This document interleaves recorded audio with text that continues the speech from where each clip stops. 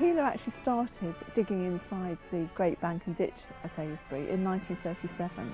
And in fact, the bank had been covered in trees in the early 20th century. And he made a really rather dramatic start, essentially by blowing up the trees. That was devastating, quite exciting to our sort of point of view, but it was devastating.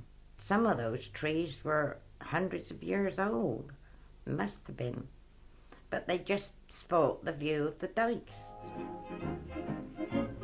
Josie Oven's parents ran Perry's Hotel and Shop in the village. Some of Keeler's entourage stayed there, where Josie was a chambermaid. Everybody thought it was a big thing, and it did bring people to the hotel, because we had the two secretaries of his staying with us, and you had to be very quiet when he was about giving his secretary details of the digs.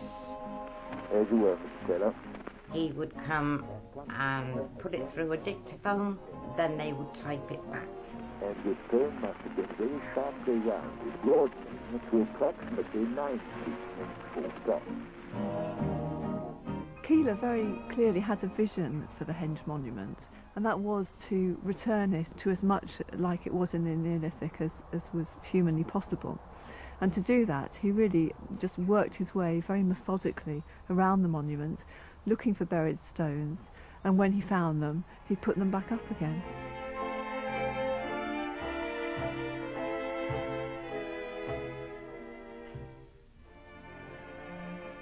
Every inch of soil was sifted. Oh, yes. And sorted. Everything was turned very, very carefully. Jane Leese and Heather Pete Garland came from one of Avebury's most prominent farming families. Our grandfather was farming here, and him and Alexandra Keeler were very friendly, and our grandfather allowed Alexandra Keeler to do a lot of excavations all free of charge. After school we would run up to see what they were doing. He was always there, and I think he sat on like a little canvas fold up stool. He stopped at nothing, really. Oh, he was no. a very determined Yeah. man. They used to have their little arguments about where the stone was, and he used to say to his group of diggers, "Come on, my men, you dig here." And we were always told that he was never ever wrong. If they never found a stone, they found pieces of stone, and if not pieces of stone, you could see how the soil was to prove that the stone had been there.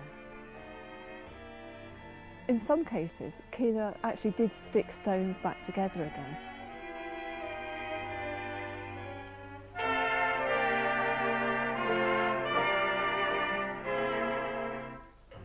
I mean, there's one very obvious case just by the high street in the village where the stone was actually found buried in bits, and in the notes there's a rather nice description of how they were essentially doing a jigsaw to stick it back together again. And in those cases where Keeler didn't find a stone at all, he put up a concrete marker at the place it would have been.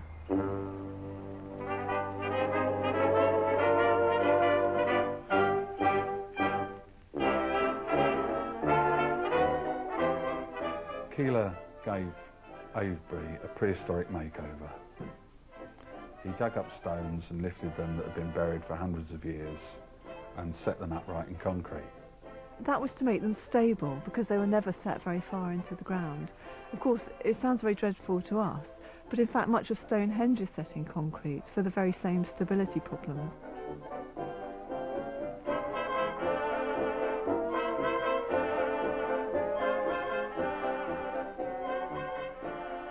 Keeler's ideal was to remove all buildings from the stone circle.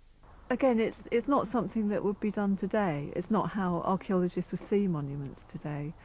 I think now we look at what's happened to monuments since the Neolithic as interesting as what happened during the Neolithic, because it's all part of their history.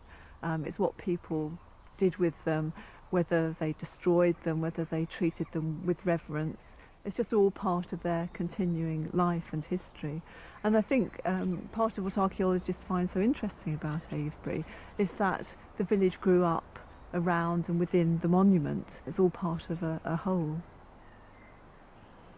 Just think our 4 houses were there, and the houses in the farm and all those houses down there, they're all gone. The Rawlins brothers were the sons of Avebury's garage owner, an entrepreneur who also ran the village's electricity supply.